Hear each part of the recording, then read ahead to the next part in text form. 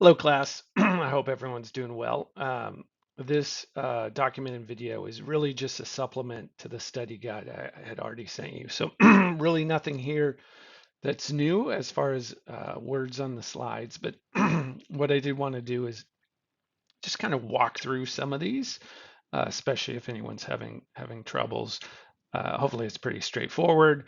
But also, if you do watch this, hopefully you come away with kind of additional learnings from the course. And again, I look at this exam, the study guide, the materials I've been sharing is just kind of all part of hoping you walk away with some of the key concepts of social media marketing. So to get into this, I know everyone's busy, and again, I'm gonna. Today is Wednesday, February 14th. Happy Valentine's. I am going to post the exam late tonight, so really Thursday early morning, and it will be up through next week. I believe the 22nd, and you'll have about 90 minutes to take it. There's 30 questions, mainly multiple choice, and a couple true and false. So uh, let's get into the study guide. First item on the study guide really talks about audience insights that you can capture from the advertising platforms. And why I want you to be aware of this is it's just a great tool that almost all the social media platforms offer their users and businesses that have pages on their platforms. And what it does is it basically gives information on who's visiting. So I want you to be aware of that. The next one is actually from one of the news articles and about TikTok's changing of its video format or encouraging creators to change their or at least add videos that are landscape and this is really a move and if you reference the slides and past videos I mentioned this but if you read into the article it's really a move for TikTok to expand its platform and become more of a true head-to-head competitor with YouTube. So obviously shorts and TikTok are very similar, but TikTok has long form uh, video shows that people watch on TV screens and computers and tablets and not just phones. What TikTok has really specialized in is the viewing of video on a phone, which is a vertical format. And then next two questions are about Nike. There was a big section about Nike in one of the lessons. Um, and really what I want you to walk away with this is anytime you're planning on doing social media, you have to pay attention to your comments, right? And these two examples are one a great one and one that I felt actually Nike kind of came up short on. So the first one, and if you look to the slides, you can actually see, you might have to zoom in, but you can actually see these comments. So the first Instagram comment was, well, they're both regarding the celebrity or athlete Sabrina. I believe she's a soccer or football player. Um, but the first one was great, right? Great example of um, Nike engaging with customers in their comments, right? And someone was asking about what the shoe she was wearing in the video. The next one um, is an example of where I almost wonder why was Nike even promoting that shoe, right? And so this gets into the importance of true marketing principles. Um, you don't necessarily want to spend your time and resources marketing a product that isn't available, right? Like in a way, you almost frustrate your customers. So the first example here is I think Nike did a great job, and the second example is I I think they actually they missed it. And when you get into the multiple choice, you can't see it yet, but you'll know what I mean. I think really the answer to the second one is the fact that they didn't do a great job of looking at their resources and capabilities and inventory, right? They're promoting something that is sold out. Uh, the next few items on the study guide, the first one, assessing resources and capabilities, like just what we were talking about, choosing your platform.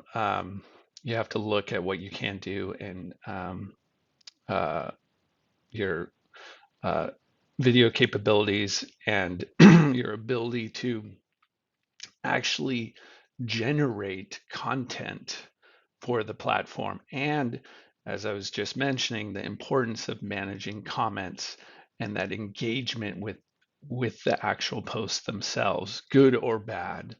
And so you have to factor that into your platform decisions. Can't be on, well, maybe you could. Nike can be on every platform because they're large, right? They have a lot of resources. But if you're a small uh, you're retailer of coffee mugs, you're probably not going to be able to effectively be on every platform out there. And then uh, you'll also see, so the next study guide item is, and again, if you go to the slides, you should do very well with this question, but what are all the things that you should factor into considering social media? And then going back to Nike, how is Nike using social proof and testimonials?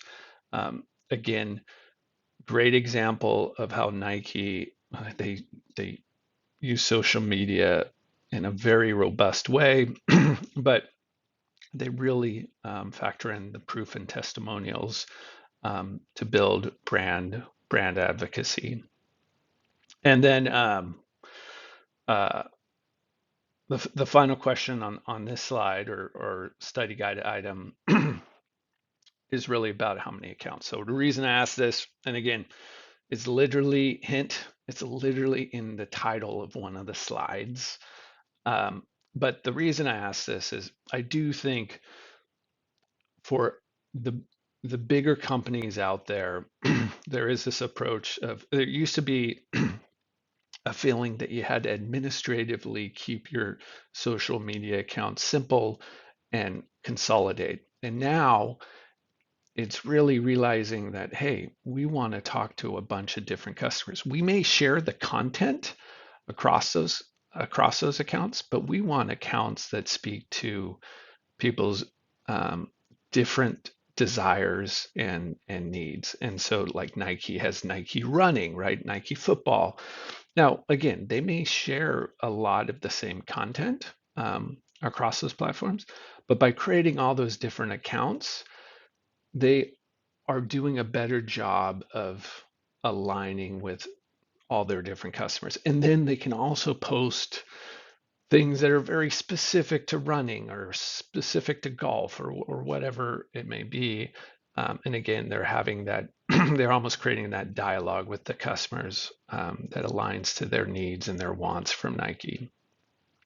So again, reason I ask this, Nike has a lot of accounts. And again, that's a growing trend by bigger companies. When I first got into social media, it was all about like, how do we simplify it, keep it consolidated? Now I think it's really expanding to how do we talk to our customers and they will in the way they want us to talk to them. The next section, I'm not going to dive too much into this. Pretty much multiple choice on fill in the blank. And you have to know the different platforms. And so there is a slide in one of the lessons, which literally you can see a copy of this verbatim and just removed the reference to the platform. You have to pick it um, as as a multiple choice selection. What reason is these are some of the bigger platforms, and I think it's just important coming out of a social media marketing class. You should have a good understanding of what are the difference between some of the bigger players. Um, and then knowing the customer, So the importance of that when choosing a platform, you have to know where they are, right? And I would just say, like, again, my philosophy in marketing in general, the number one thing you have to do is know your customer. If you're not doing that, you're gonna make, well, you might luck out, right? But most likely it's going to end up hurting you in the long run. Social media is no different. You have to know where your customers are going, where are they engaging, um, where where are they buying versus where are they almost getting that brand engagement level of interaction, right? And and then figure out your platform strategy from there. Uh, and then the next one is really uh, this is true or false, but again, pulled from the lesson. I think one of the great things about social media is it's really allowed the smaller business to effectively advertise like a larger company. Now, obviously, going back to Nike, and let's say you're an up and coming sports apparel company, obviously you are not going to be buying ads in the Super Bowl and running, um, you know, a huge number of accounts and the engagement level.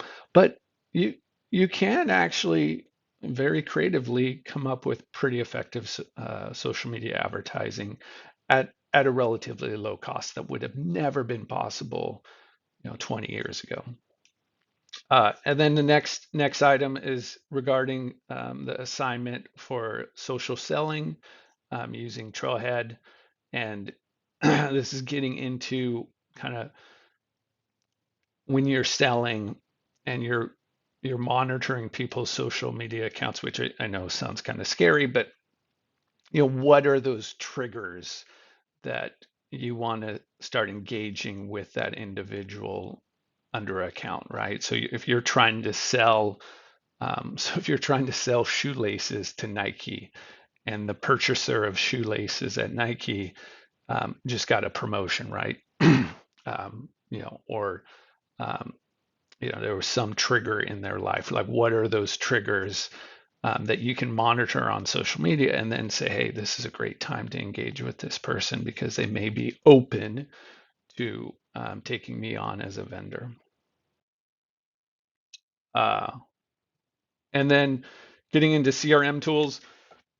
Again, I'm not going too deep into CRM and technology, but I do think it's really important, and just understanding that uh, these tools allow for a more seamless um, engagement with social media. So this was part of one of the lessons.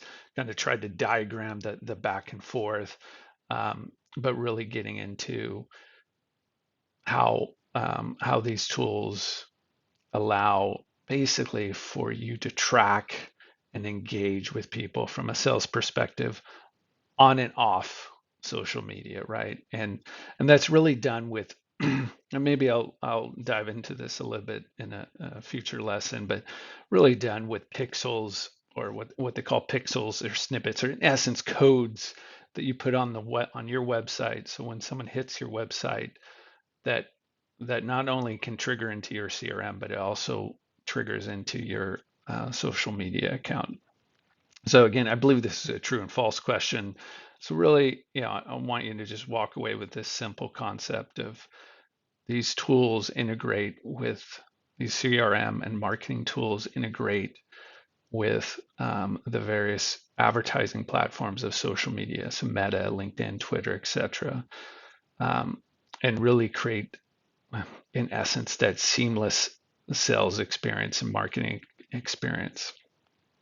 The next one um, is, oh, okay. So the next couple of questions are getting into, and again, I'm a big believer in looking at marketing from a funnel perspective. Like, where are you in the brand funnel or the purchase funnel?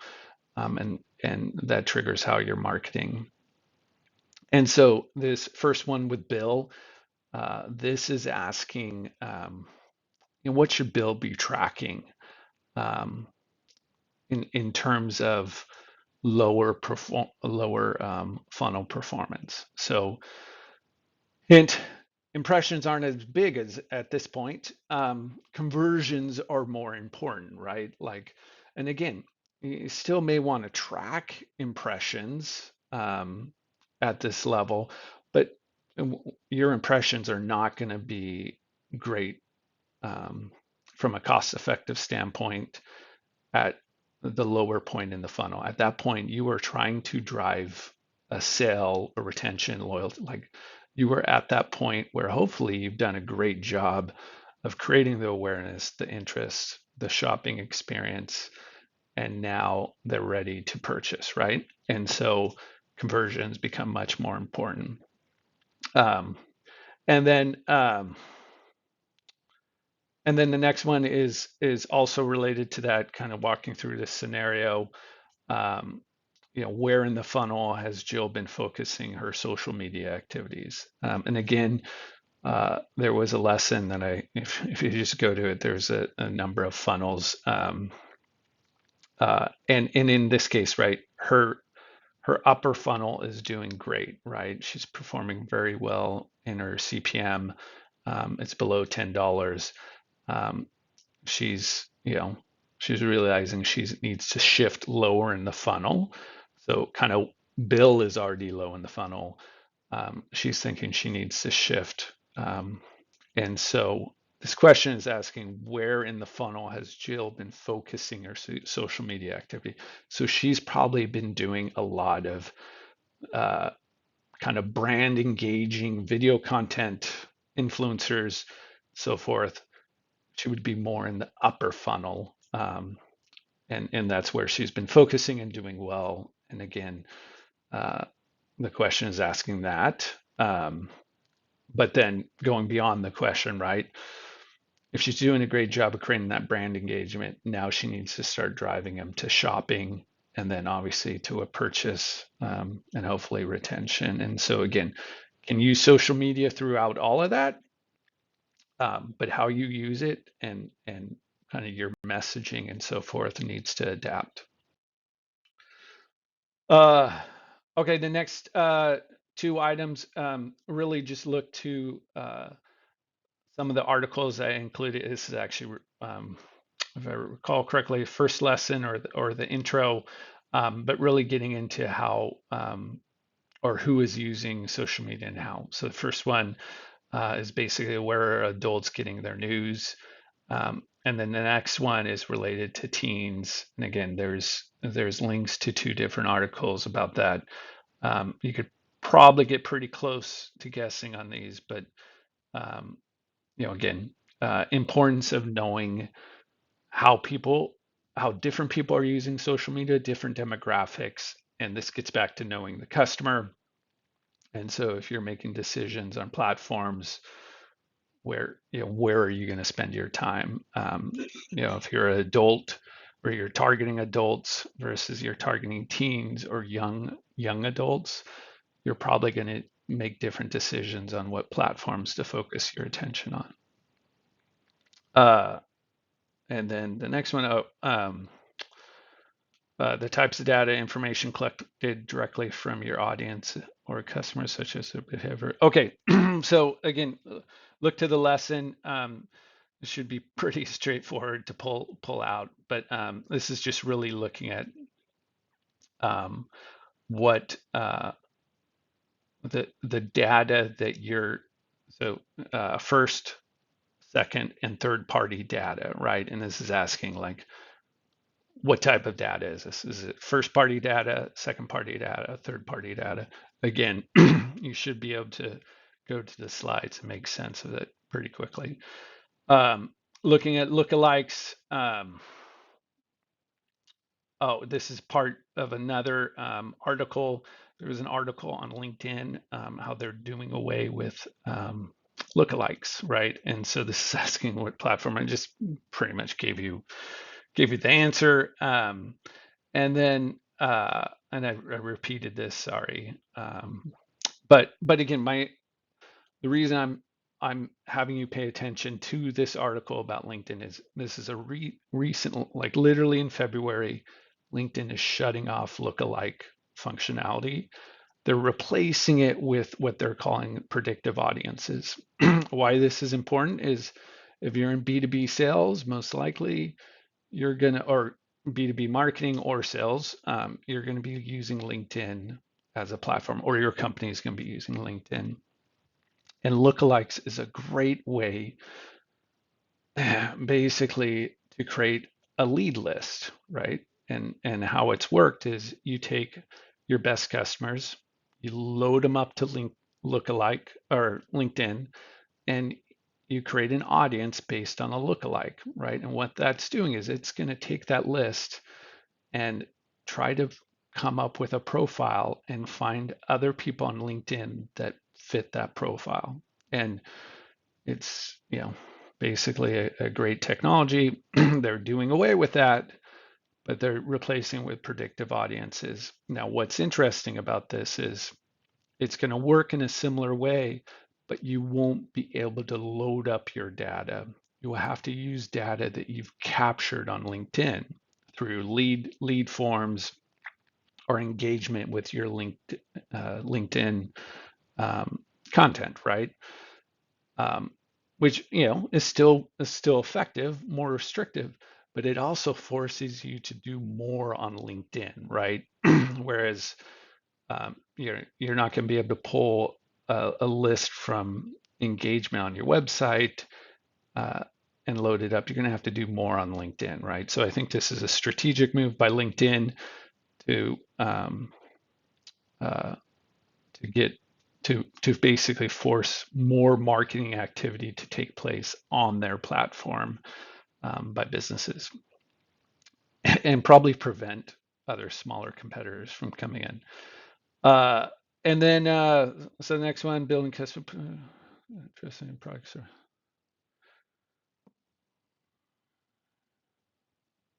Yeah. So again, this is related to the first one, and in it again, go to the slides. You should be able to know what that blank um, answer is. And then um, the next one is related to um, the process of collecting and analyzing data. So it's data mining, right? And this class isn't really about data mining, but the reason I throw this in here is, again, um, you have to know your customer, right? And so you have to be able to dive into the data, or you have to have someone on your team who can dive into the data. And there's a lot of data, right? And so, who's going to your website, who's also going to your social media, who's responding to emails. Like, again, going back to the technologies and tools, um, there's tremendous amount of tracking that you can do across all those different tools. You get a lot of data. Um, Someone's going to have to data mine it and make sense of it, or you should. And again, this gets back to know know your customers, right? You should always be striving to know your customers. Um, for this slide and a set of study guide questions, um, the first two associate with are associated with one of the earlier lessons on how social media has changed business. The first one, one of the things that social media has done for the customers is made their voice more powerful. And what I mean by that is, I mean, just think about it. Uh, you know, 30, 40 years, maybe before many of you were born, uh, if you were to go into a store and buy a product and you really liked the product or you really disliked the product or you felt like the product was misleading, um, your two main actions to kind of give your opinion. And there was a little bit of this online with websites, but you would go back to the store and you would talk to the staff at the store and give them your thoughts, or maybe you'd call the 800 number And then maybe, at a barbecue or a birthday party or some celebration that was around the time of this experience with this product, you'd maybe tell some family and friends, right? So you maybe talk to 5, 10 people about how you either loved or hated this product. Well, now with social media, right? Like you can give that opinion and voice your thoughts on a product, good or bad, and amplify it to not only your friends and family, but to your state or to other people who are following you, or um, other people who are following the company, right? I've done this before out of frustration with a product. I've gone to their, or I've posted something and I've tagged that company, uh, or I've mentioned them in my Twitter post. And what that does is that amplifies it to everyone who's watching their page, right? And then to the staff at the company that's watching the site, right? And so customers' voices have definitely become more powerful. Now there's a lot more of them, right? And there's also a realization that it's almost impossible to make everyone happy with your company. And so, you, on social media, you are going to have some people who are going to dislike whatever you do. But it definitely, again, definitely has changed that. So this question is related to that, and again, it's in the lesson.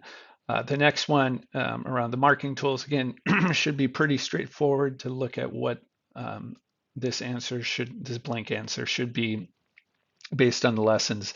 The next one is it's actually UGC.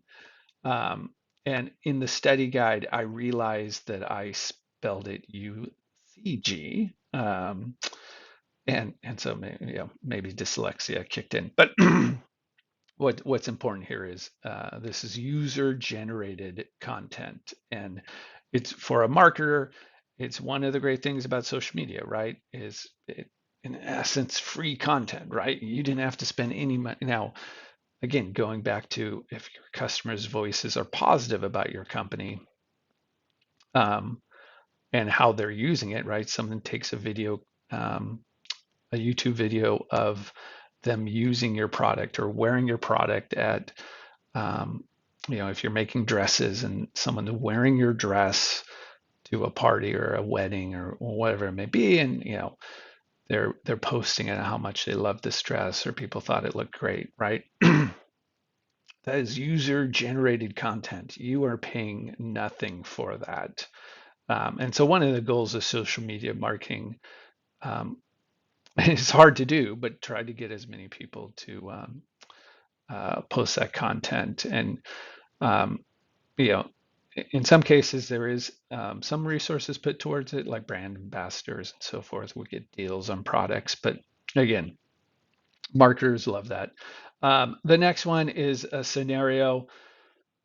Um, Looking at, again, go to the lesson with the funnel. It should help you. But in essence, the scenario is um, the person's using social media throughout the funnel, but they're performing very well low in the funnel, meaning mid and low in the funnel, meaning they're getting people to engage and shop and convert, right? So they're performing well, but they're not getting, so of those people they're just not getting a lot of them, right? And so looking at the funnel, right? So of those that come, if you imagine, of those that come into the funnel, they do really well, right?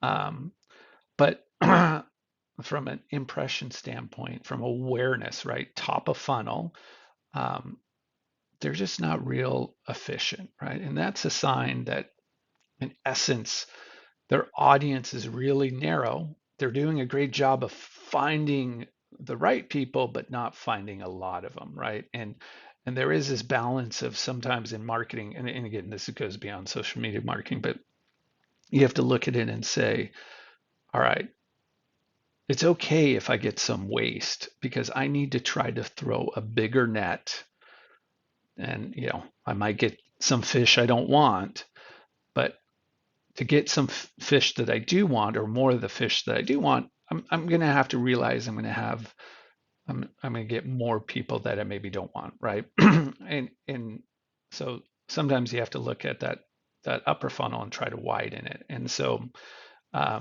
this is you'll see multiple choice. There's a number of options. Uh, what's important is you maybe want to look at different platforms, right? Like um, find your customers on different platforms. You may want to kind of widen that audience and so forth. A hint here: you'll want to look at multiple multiple uh, multiple things, right? Like there's not one size that fits all that's going to help you widen this upper funnel audience. But again, look to the slides with the funnels, and hopefully this makes sense. Um, Another hint is maybe you want to do a lot of stuff, right?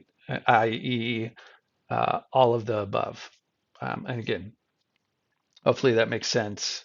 Um, and we'll move to the next slide.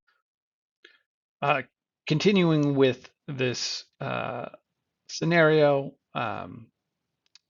Uh, well, this is so the point of this question is also, just you thinking about um, your career, if you do get into social media marketing. So this example is, things are going great. Um, your management is ready to invest more. They want to spend more, right? So if you've been piloting or whatever it is, you're seeing great success, but and you're tracking things, but you're realizing that you're spending a lot of time administratively doing it, right? Eh, like yeah, you could spend more money, but to spend more money, at the way the current setup is you're gonna have to spend more time, right? And at a certain point, you can only do so much, right? And so that leads to two things, right? Um, you uh, increase staff, or you look for efficiencies, right? And you try to be innovative. And so one of the things I would encourage you, and again, this ties to the question is, um, hey, you want to invest more? We're doing great. This is showing promise. Um, let's look at some tools to create that efficiency so we can have a sustainable model, where we're not all working 90 hours a week, and we can keep this running, right? And so that would be a good step to have with your boss, and you'd have to create that business case, but to look at taking some of that increased investment in your social media marketing and invest it in a tool or um, a solution that would create that efficiency. The answer isn't that complex, and again, um, my when you see your options to pick from, hopefully this question is a really easy one. And the reason I'm asking it, and the reason I'm giving the answers as you will see, is that I really want you to walk away with, this should be some of the stuff that you, as you jump into your career, you're looking at, right? Like what's being done well, how can you scale it, and what infrastructure do you need to invest in to successfully scale it? And um, these are important questions, outside of social media, but in marketing in general. So that's that. The next one, this goes back to the LinkedIn and lookalikes again. This is a very recent um, change by LinkedIn. I've already talked about it a little bit, but you can also see why I think it's really important, right? The And this ties to the whole ability to create custom audiences, and lookalikes is a way to create custom audiences that is used a lot, um, and LinkedIn is really changing how you can do that on their platform and making you capture more data on their platform, and so that locks you into using their platform as probably the best current B2B marketing platform. They're, they're kind of they're forcing that on businesses strategically, I think.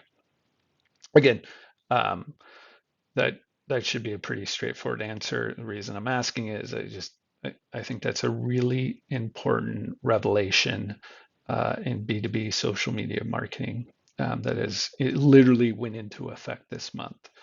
And then the final one is definition of social media. This is in the first slide, the intro slides.